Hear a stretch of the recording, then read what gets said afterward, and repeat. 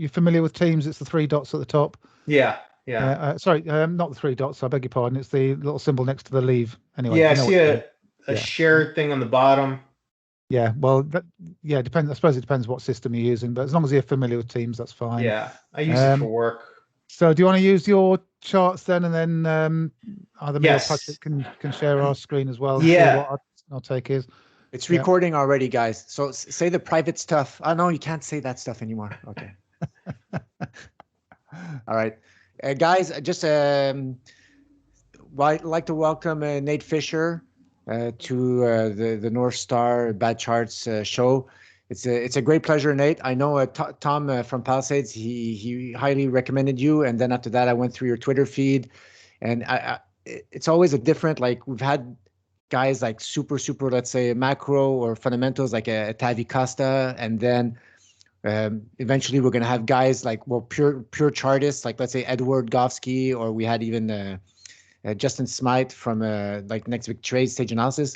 And I think you're probably going to just give another angle, because I know like you have charting skills, even if they're basic or there's no fancy stuff, but you're also a pro silver, pro gold, most likely pro sound money, and even like you told me, commodities and the rest. So I'm really interested in seeing your take, how you see things. And Kevin and I might interrupt you at any moment to tell you that your technical analysis is not good. But other than that, it's like it should be a lot of value there for the viewers. So Nate, I'll let you present yourself in a better way. Not a problem. Let me see if I can get the screen going. Here we go. Do you see? Here we go. Do you see the Braveheart? Yes. Okay. So as I mentioned to you a little bit, kind of what I'd like to do is I'd like to reach out to 125,000 or so Wall Street silver guys. I do a lot of due diligence. I write a lot on blogs. I do use technicals for a lot of entrance and exit points and that kind of stuff.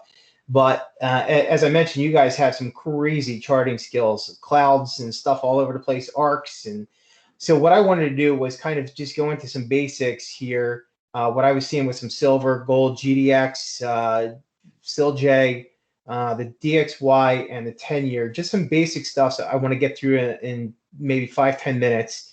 And then I wanted to see if you guys, can kind of punch holes in things and bring up some of your stuff and really take it to the pro level with some of this. So as I mentioned, I started this a couple days ago, putting this together where I know we've been getting crushed in gold and silver for the last couple of weeks. So I wanted to kind of put this together to kind of rally the troops, if you will. So big picture, my background, BS in information technology, my master's in cybersecurity, and I also have an MBA. The MBA is where I learned a lot of charting skills, if you will, related to business. So you go back 20 years, I'm dealing with things like Pareto charts and quality controls, root cause analysis, business processes, even did a little bit of database stuff with Access back in the day, scripting, blah, blah, blah. So my background is more analytical, numbers, control systems, those kind of things, which led me to creating decisions in my job. So big picture, I got into a lot of this with a repo crisis in 2019. I'm not going to get into that too much, but that led me down the path of Mike Maloney's Hidden Secrets of Money. I would recommend anybody that's new that hasn't watched this, spend the 4 hours, watch episodes 1 through 10. That gives you a good primer on sound money and the like. So when I first started buying gold and silver, but then I started getting into the stocks, the gold mining stocks, and that's my passion. I love that. So the first thing I ever learned about was the ascending triangle. It's probably very elementary for a lot of people that are watching this, so I'm not going to go too much into this, but that was the first thing I had seen with that. Then you also have the symmetrical triangle, those types of patterns, and then what I also didn't know is when things break out, there's a lot of times there's a retest to it. It just doesn't go to the moon. And those are the types of things I learned along the time over the last year and a half, where you can also find the measured moves. And I'll talk about that in a little bit, how a lot of us get our targets. And I know you guys are very good with that kind of stuff. But also with this, what's also maddening, you'll see this in SILJ in a little bit, is a lot of the sideways patterns. And when you're playing options, these types of things can, when you're playing call options and like these types of things can make you a lot of money. I didn't realize it. If you just bought SILJ a year ago at $17, you're looking at perhaps losing money over the last year. But if you had played call options on and off, you would have made a lot of money. So I'll get into some of that in a little bit. But one of the first things I gotten into was right after February 2020. Everything smashed in March. We were all looking for some high quality stocks to get into. And my buddy was a former IRS agent. He loved this company called Mastech. And this is when I first seen the ascending triangle. And I was starting to play it. And I played it incorrectly, of course, because I was brand new. But I noticed this triangle. And I bought call options down here. And I sold them up here. And I was hooked. I was hooked on buying the call options. I was hooked on a lot of this. And what you noticed from there was after a little while, you had that sideways pattern. Now, I had gotten out of this by that time, but this is going to be mentioned with SILJ in a little bit. So people get really upset when they see this sideways pattern. But I watch a guy named John Howell a lot, and he talks about these different patterns. He's somebody you guys might want to talk to as well. But when you see this sideways pattern, look at what happened with Mastech when it broke out of that. Now, I was not in them at the time, but if you can imagine this type of thing, this type of move happening in gold and silver about to happen, that's what I'm looking for. I'm looking for a move like this to happen. So with that, going to the silver chart, this is that $27.75, $28, $27.50 that a lot of guys, I know Michael Oliver, John Lee have been talking about it. What I've been seeing is, well, and they also mentioned if it goes up over 30 this next time, it can come back and pop over 30. Last week, you guys had talked to Michael Oliver. And one of the things that we can talk about after this is I wanted to know if you guys were thinking about doing any kind of technicals with his momentum chart. I have that down here. That was something that was easy enough to add to TradingView. It's not perfect, but it's close to what Michael Oliver had. So that actually looked like that is coming into some sort of descending triangle. So I don't know if that's going to resolve anytime soon and a breakout. If there's anything to that, that might be something you guys can look into and discuss. But with that silver, we're also all looking at that potential inverse head and shoulders. Let's see, what else did I have with that? Let's see. Also with this, I did a lot of macros with silver. For anybody that was kind of worried about, hey, I bought silver at $28 and now I lost all my money. Just relax, take a look at all the macros. I wrote a lot about the silver supply and demand, how it's priced. With that, I also with the metrics thing, I know this is not charting, but one of the things I did for about 4 years or so was metrics, which is basically for IT service management. You're like, what percentage of calls are within service levels, all that other fun stuff. But you also do surveys, and you want to understand. One of the things I had done with this was, where are we in the silver squeeze? How do you measure that? Well, one of the things I started doing was I was like looking at like a crime scene. Well, you might have blood spatter on a wall. You might have a knife that's laying down there. You have a missing body, but then there's an outline of a body, and you can kind of, get the pieces of about what's going on around it to kind of determine what happened. So with that, I was looking at the fundamentals. Obviously, we have negative real rates that are tremendous right now that are driving a lot of this. I was looking at retail demand. Big thing here, I was looking at how ETFs are sucking up a lot of the 1,000-ounce bars in the environment. How this will affect industrial ability to get 1,000-ounce bars. And then with the short covering, the short squeezes, all that other kind of fun stuff with the futures, what I had noticed last week was that we are down 160 million ounces in silver open interest just in the last 6-7 weeks on the COMEX. So it sounds like what Andrew McGuire was talking about with gold is now starting to happen with silver, where a lot of that open interest is starting to contract. So we all know that silver is not going to go anywhere until gold makes a move.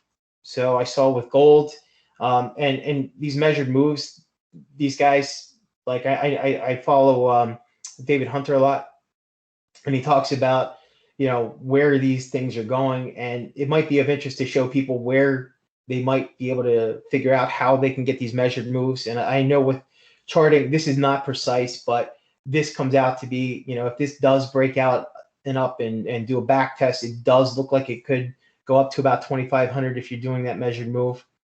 But how do a lot of us make money off a lot of this? You guys can also potentially help me out with this down the road. Is, you know, last summer, a lot of people were saying, a lot of the pundits on YouTube were like, hey, you need to start taking profits, get out, get out. And meanwhile, I'm like, hey, this is going to 3,000, you know? Well, I didn't know anything about like RSI at the time. I didn't know that these guys were looking at this stuff saying, hey, look, there's probably going to be a sell-off happening. So all these guys last summer were saying, hey, you guys need to start taking profits. Well, I looked at it and it was completely oversold. I guess it was the June 17th or so when the price went down. And I said, well, what are the guys saying now?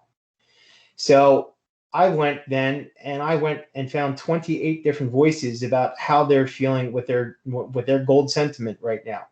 And all these guys, you know, for the next month or two, I had a lot of them saying they were bullish, 18% or so were kind of neutral.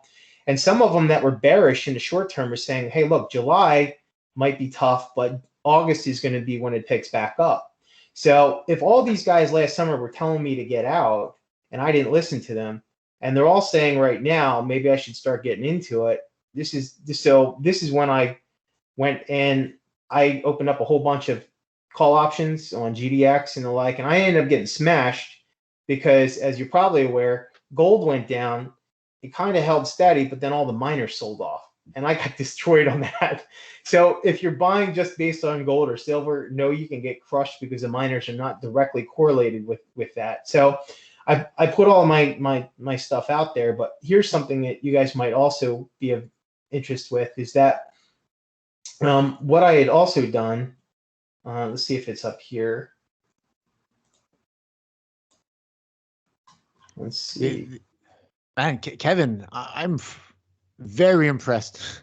That is there's a lot of good work in there. And well, wow. Yeah. Well, adding to that is with this, I went back then and to the gold, I said, hey, let me look at the last 10 times RSI was this oversold. And I went back and I documented all of them.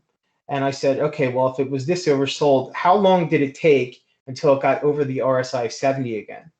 And I went through each of the last 10 times. It was completely oversold until it got to oversold. Overbought.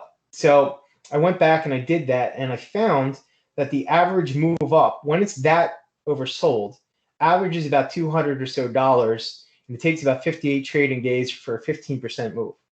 So I said, you know what? If I'm opening up call options here, I have a pretty good statistical probability that I'm going to at least do okay with the call options. So we'll see how it turns out. I have it up on my blog to see, you know, if anybody wants to see how I'm getting smashed right now. I'm getting a little crushed, but I'm recovering with the last 2 days, so that's helped a lot. And with the GDX charts, I know I'm flying through these a little bit, but I didn't want to get bogged down for an hour on this. Basically, what's a little bit different with the GDX, I noticed that this was more of a channel rather than the triangle. I noticed this had a breakout, and I actually circled here where I had bought all those GDX options, and I noticed it is a sideways trading again, and I'm hoping for a breakout. And I noticed I circled here, here's the 50-day and the 200-day DMA, and I'm hoping that we got a strong move over this. The DXY, we also know that gold and silver probably are not going up in the short term unless the DXY breaks down. And everybody's been saying, hey, the dollar's going to go down, the dollar's going to down. Other people are saying, no, dollar's going to go up to 120, 140. Now, I can see that happening down the road, but in the short term, what I was looking at is a potential form of double top where, you know, this second double top was with the crash last March. This structure I was looking at was, I just saw it move up, it came down, came up, and it looks like it's breaking down. It's in this downtrend right now. And this also, you got these lines of support around 85 and 80. This is also where David Hunter was talking about his potential targets for the DXY coming up. And it looks like, you know, him and some others are forecasting a strong move down in the DXY. But why is that? I did a big triangle with the DXY, and I'm going back, I don't know, 40 years with this. And this looks like there is a form of price compression going on. Now, this square here that I highlighted was the last slide I was on. But people say, well, it can't go down below 90. Well, it was for 12 and a half years. It was at 89.5 or below. And if you look at this, you can see this. There's lower lows happening with this, but we'll see where this breaks down. I'm thinking, and this 89.5 just so happens to correspond with this down area on the triangle. So it's quite possible it breaks down, and then it breaks down pretty hard because there's no support left until 85. And both of those conditions are massively bullish for gold and silver. So that is where I was looking at with, I don't see them stopping QE tomorrow. In fact, I see an infrastructure plan coming. I see more ease of cash coming from our government. So with that, I see the dollar breaking down more. The last one I wanted to kind of go into was the 10-year chart. Now, I have a more full chart on the next slide, but I noticed it looks like a computer program could have drawn this pattern. And this is the 10-year over the last, 35 years or so. And now it looks like it wants to break down a little bit more. I'm not sure it's going to, but it does suggest that it would continue to go down. This black line here is the 0 level. Negative rates have been talked about in this country. I don't think they're going to happen. But if you look at the DXY over the last the 10-year, you go back, to the 70s. Well, wait a second. The 10-year had actually gone up a lot in the 70s. And a lot of people don't realize that that was a highly inflationary environment and the interest rates were lagging it. Okay. So I'm suggesting we might be here right now with the 10-year. And why is that? Because if you take a look at the 10-year over the last 50 years or so, and you take a look at that, they kind of look somewhat similar. And the suggestion here is that with this breakdown here, I felt that I think many people have critique of the CPI, and I don't want to go too far into that, but the suggestion here is that the numbers that have been reported for inflation are artificially low, which then artificially props up the value of the bonds and the treasuries, which drives rates down. So the suggestion is then, I think that we're about to have a debt surprise where inflation is real and it's not going anywhere. And then that would suggest that rates are going to be going up. And I don't think they can go up very far without yield curve control. And that would then suggest gold and silver off to the races. So trying to use some elementary charts here and some fundamentals. And I hope I was able to give some of the newer people some backdrop to some fundamentals here. And if you will, have at it with your silver charts, your DXY, and see what we can do from it. Wow, that's fascinating stuff there. I mean, the comment on the 10-year there, Nate, is interesting because the sort of rapidly rising sort of debt burden of the United States makes raising rates to any meaningful level somewhat problematic. When I say meaningful level, I mean 2.5–3% or more is far less sustainable than it was even 3 or 4 years ago because of the exponentially increasing debt burden. We've added 7 trillion in the last 12 to 18 months, and it had taken many years to add 7 trillion prior to that. Sorry, Patrick, are you? Yeah, Nate, we lost the video. Was it on purpose? Because yes, I was going to turn it back over to you guys. Okay, well, just looking at the chart for silver. I mean, that was the one you started with, and if I just share my screen, I'll just see if I can. I'll turn off mine. Yeah. Okay. But we can't see your face, but that's okay. Also, Nate, maybe. Yeah, that's fine. But hold on, Kevin. I have to tell my girlfriend I'm gonna be locked up with you guys for the next 5 hours. There's so much stuff. Hold on, guys. So looking at silver, it's interesting what you're talking about, Michael Oliver's techniques there. And I'd prepared a few charts before we started this, just in anticipation of what you might be talking about. And this is the long-term chart for silver going back to the 1960s. And we can see that inflationary environment that you were talking about in the 1970s there, as silver went through several waves of rapid ascent up to $50, having started way down here at just $1 or $2. And it's built out since then, a huge cup and handle formation, huge cup here. And you could view this price action since around about 2011 as a handle. It's actually forming another arc formation. So I'm pretty well known for drawing these arcs all over the place. And they kind of, if they work, they work. That's all I need to know, really. And my background is in meteorology and weather forecasting, so I'm kind of adept at spotting patterns and pattern analysis, usually in the atmosphere and that kind of thing, way above the Earth's surface. But when it comes to price charts, it's much the same. So you can view it in a number of different ways, and these are what in the weather forecasting world we call models. So this is one model for viewing the silver chart, and you can see how as you descend down the edge of an arc, you can start to sort of play around with where you might position the arc. This is the monthly chart. If you put it on the quarterly chart, it's even clearer. But you can kind of just start to get a good idea where these patterns fit, and it gives you a bit of a heads up as to where we might be going in the coming years. Even if you get the position of the arc slightly wrong, and you get people on Twitter saying, yeah, you just move the arc and make it fit. But yeah, of course you do. That's what you have to do, because you're waiting for the price action to confirm where the right-hand side of this arc is. But you can see very clearly that silver has exploded straight up, and it's consolidating. I mean, there's no sort of getting away from the fact that this is a consolidation period. And the edge of the arc is down here. You've got the 12 and 36-month moving averages shown here by these lines. So there's strong support down here with a 36-month moving average in the edge of the arc. Price could, in theory, come back down to around about $20, $21 and test the edge of the arc again. But you've got a very clear set of boundaries here now, very clear, well-defined sort of zone of consolidation, and we could bounce around inside that for a while yet. Of course we could, but pressure's building all the time. You look at this is one way of viewing momentum, the distance from moving average, and I've been able to mark on known extremes. The red zone at the top is the extremity that silver reaches when it punches for the moon and then comes back down again. So that sort of red zone there would be a sign or a signal, an indicator that a parabolic run is likely to be coming to its end. This sort of orange zone in the middle here it's a sort of zone where we can quite often bump up against it and then come back down, bump up against it and come back down. And then once we burst through, then it's an indication that it's game on.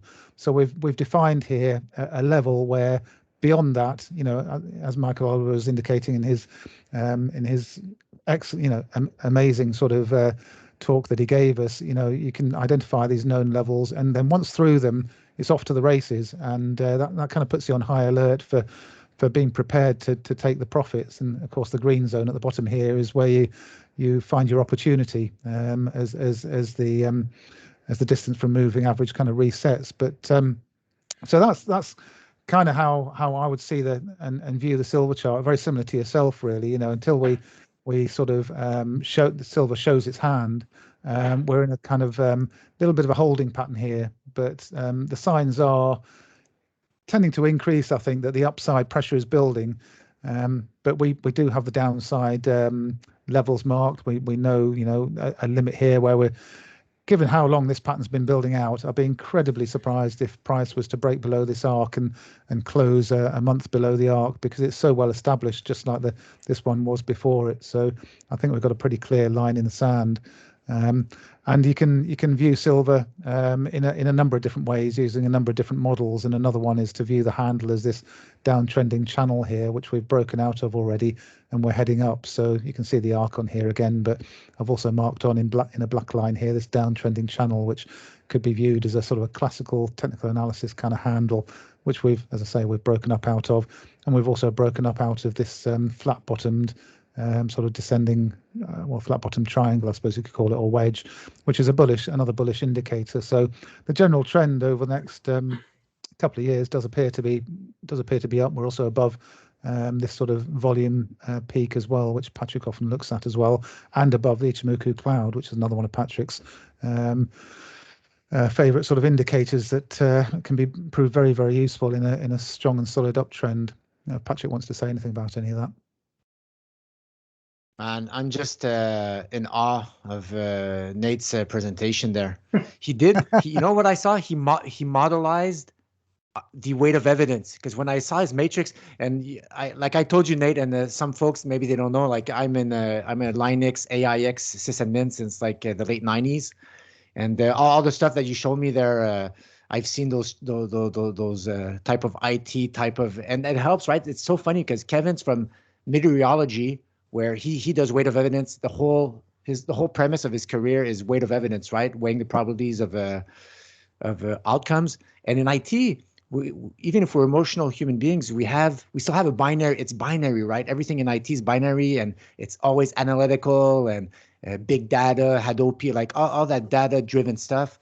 It fits so well though with TA. That's why I was nodding when he was doing that presentation, because when he was describing a crime scene, it's very, you're spot on with that, because you have to pull together as many pieces of evidence as you possibly can, because the future, I keep saying this to over and over again, because it's true, the future is never it's not completely fixed in my view. There's a number of, well, maybe it is, but we don't know it. We can't see it, even if it is fixed. And so what we're doing as we're moving towards that future point is constantly trying to pull all the evidence together to kind of draw this roadmap that points in the most likely direction.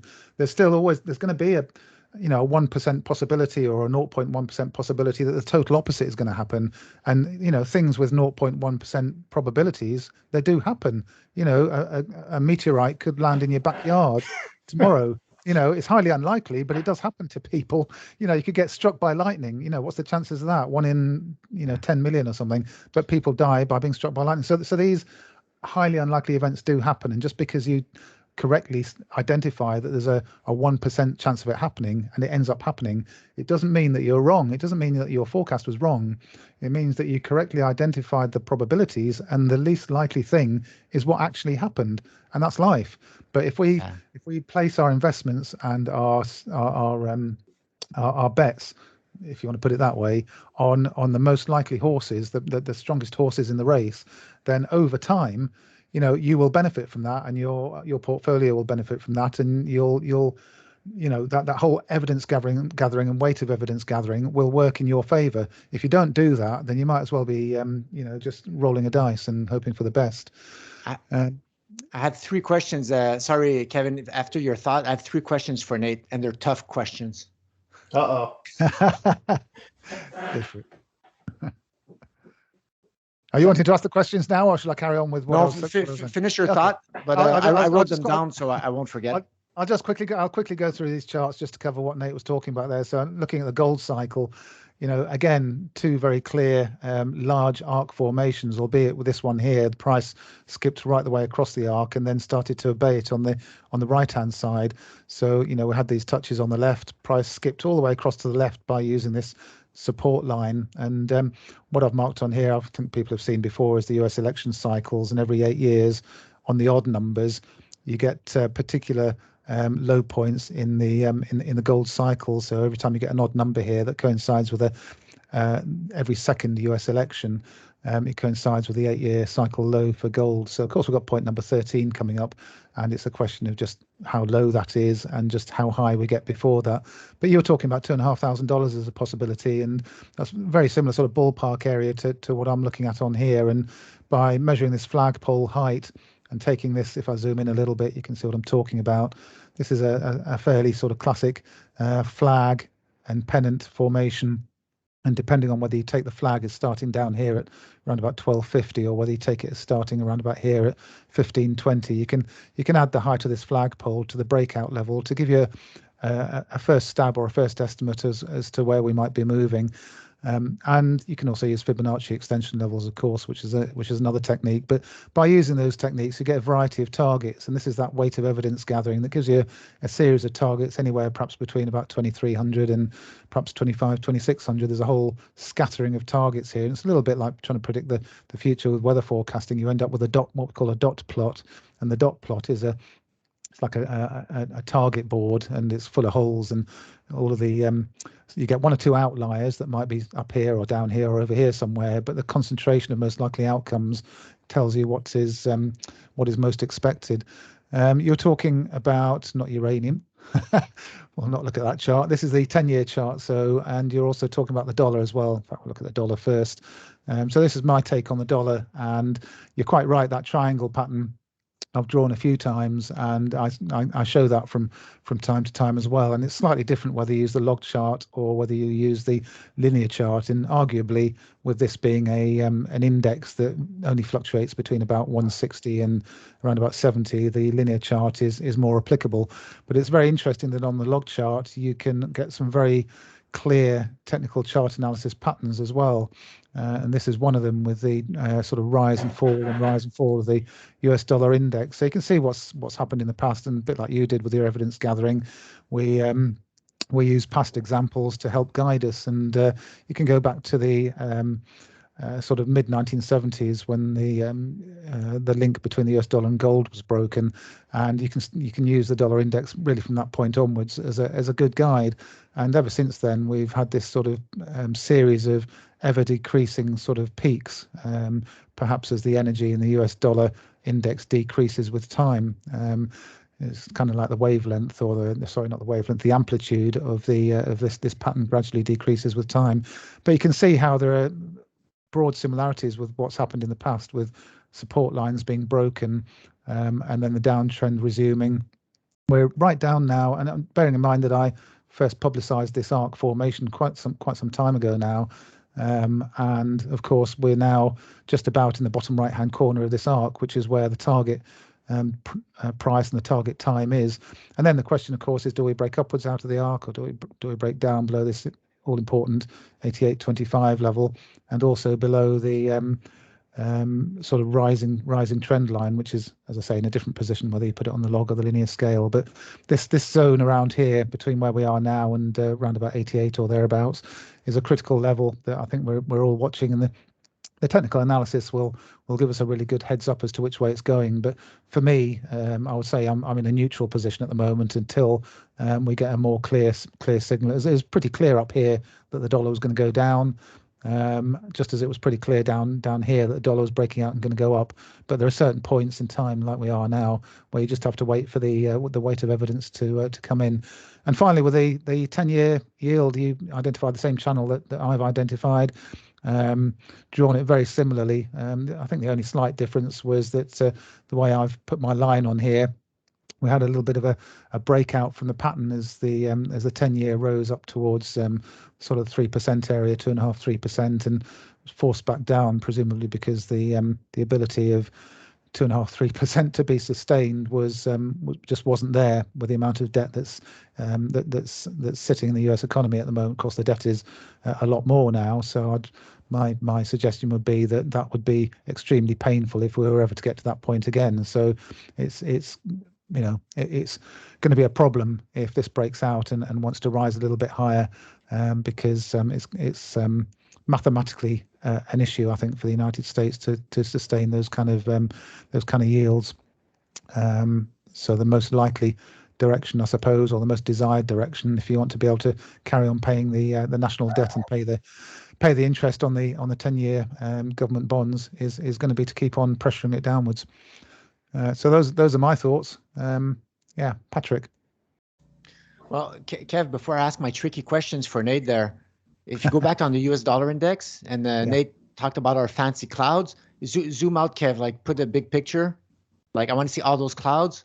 What you see, those clouds, essentially, Nate, it just shows you previous price action projected in the future, a little lower or a little higher.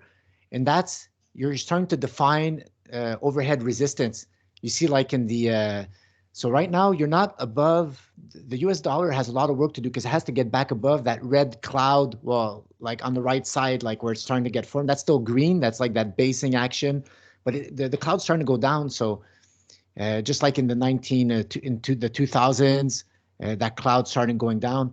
So that's a key turning point. When you see the green cloud turn red, it's like a transition, right? But you could see that in those moving averages crossing down, or the technical patterns. Like everything's derived from the price. So at the end of the day, that's just me having fun, but it shows visually that you're starting to build a new downtrend.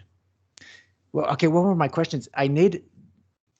you said you built like us, we realized that Michael Oliver like was using the distance from the moving average, but I saw it was written Mon STC.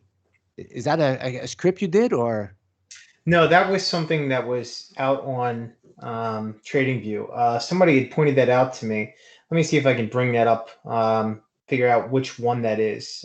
Meanwhile, we can continue. And yeah, it's kind of eerie seeing my name, that you're tracking my name with all these other guys there. And I saw you wrote bullish AF. I'm not going to ask what AF means. I think we know what it means. There might have been some rockets involved in that, Patrick. Yeah. Yeah.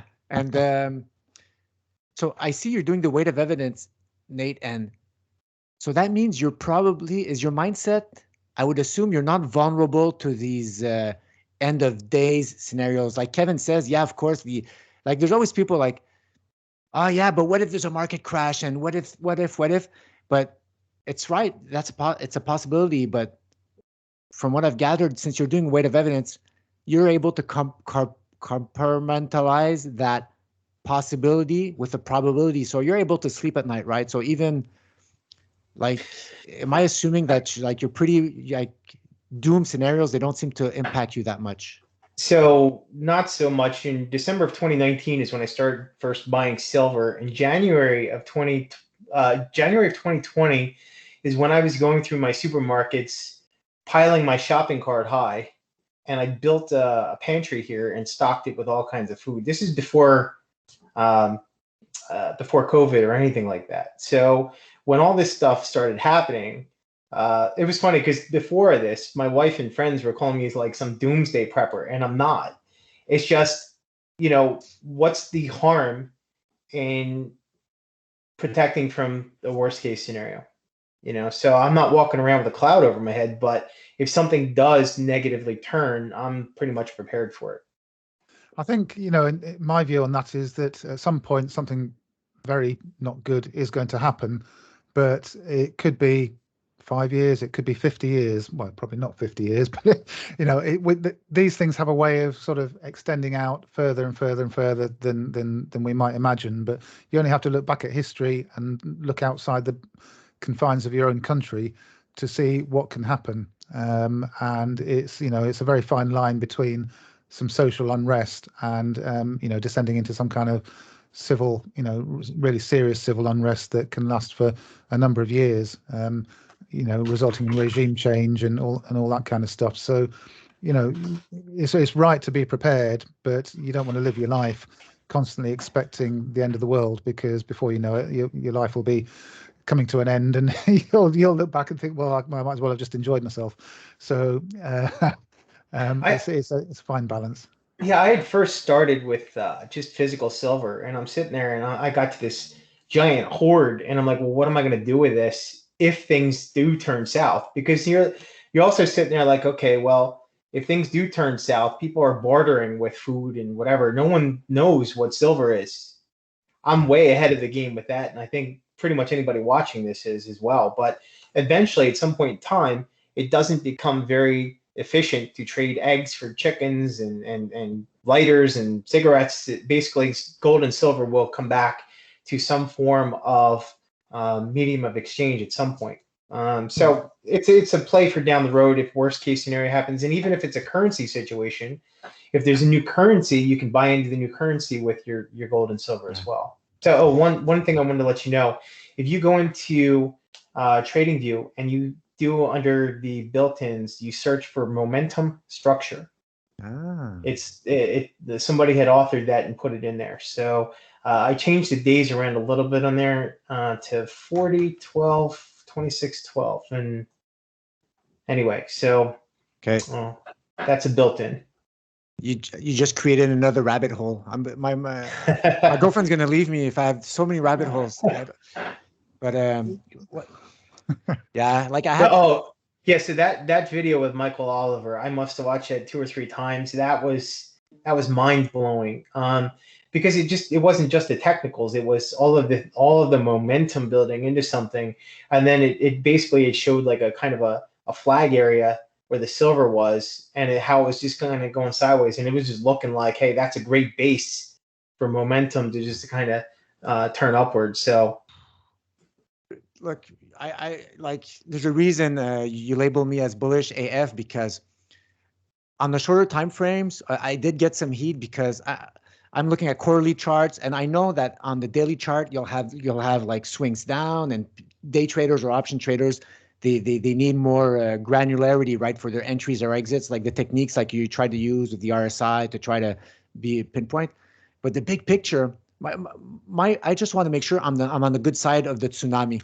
That's my goal, because of course some people could try to short silver or gold, but when you have like that momentum tidal wave behind you, my reasoning is, Jesus, man, like tin. Like I posted something on the tin chart. At any moment, some type of that bullish momentum, that bullish wave could come and say, "Oh, what the hell's happening?" And like, so yeah. So your quote I took from that. Probably my greatest silver chart. Actually got shivers as I stumbled upon the daily point and figure chart for silver. No more need to touch the right hemisphere of arc. We are there. Yeah. So I was like, okay, I think he's pretty bullish right now. Yeah, it is. Well, we have lines in the sand. So me and Kevin, like, we do brainstorms, and even like on the smaller time frames, the US dollar is going up, and there's a whole bunch of stuff in like that's anti-precious metals on the shorter terms that have been building for the past few weeks. But there's lines in the sand in that chart, like you're referring to. There's like an arc. So if the price action, if ever like silver breaks out of that arc and we head into a longer term drawdown, yeah, eventually we have to revise, like just like your matrix, right? With how you weight the evidence. Well, those green ones in favor of the precious metals are going to start turning red, and eventually you'll have more red than green. So people are going to take decisions based on their time frames, based on whatever. But if I did that matrix chart based on anything that's long term, like quarterly charts, everything's green right now. There's no red indicators, or barely on the long term. There's a very big difference between your long-term roadmap and your short-term trading. And I think for trading and for investing in shares and stocks and shares in gold and silver or uranium or whatever it happens to be, copper, anything else, you have to be a lot more disciplined, and you need to have some kind of, as Patrick was saying there, lines in the sand. I know we're introducing a green report on the NorthStarBadCharts.com website, and that's going to be very much based on minimizing risk and using some very strict and well understood rules and guidelines for when a stock is in a green phase, as we're referring to it, just to keep it simple for our followers, and then when it drops out of that green phase, because when it drops out, when those conditions are no longer met, a little bit like your table there,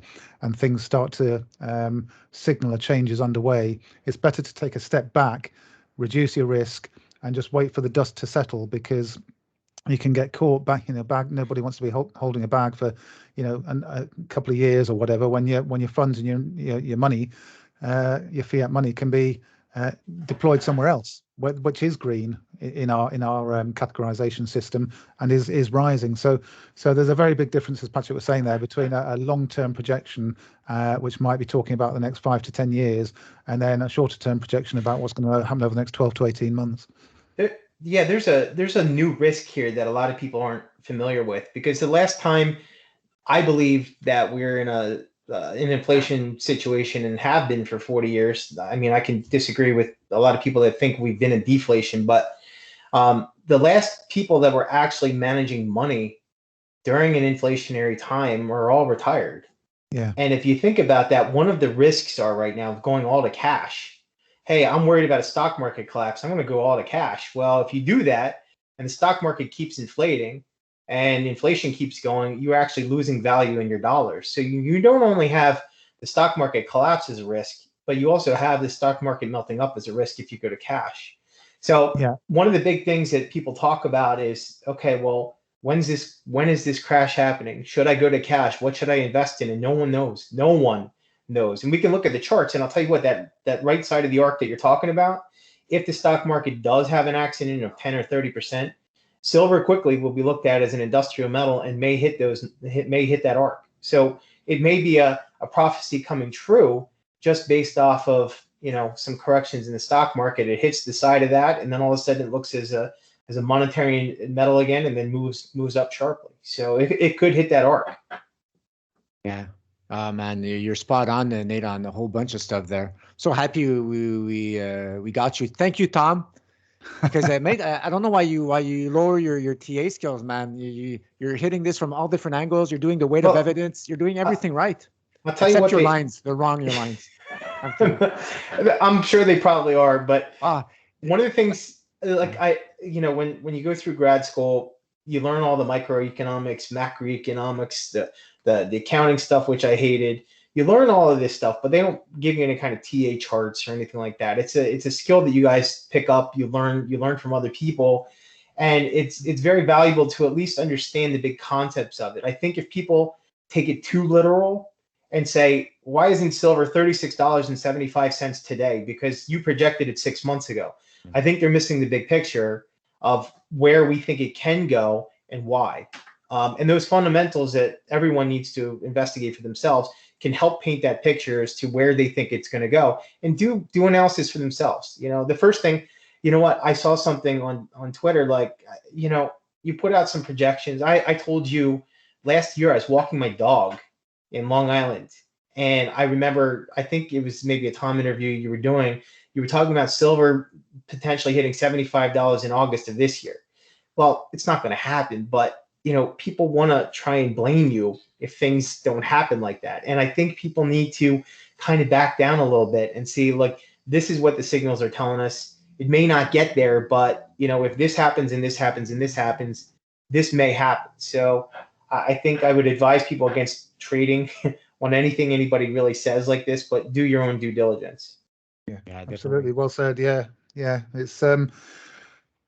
It's very, very important to recognize that difference. And I think people, if they possibly can, get onto TradingView, free account, and just start having a little go yourself and do a little bit of the technical analysis, because support lines and resistance lines are pretty straightforward for a lot of folks to do, and you can get a lot of information just from that. You don't have to go into all of the technical detailed stuff straight away, if you don't want to. But it's up to each individual, of course, how much they want to do and how much they want to get into that kind of stuff. But no, it's a part of the jigsaw puzzle, and a very important part.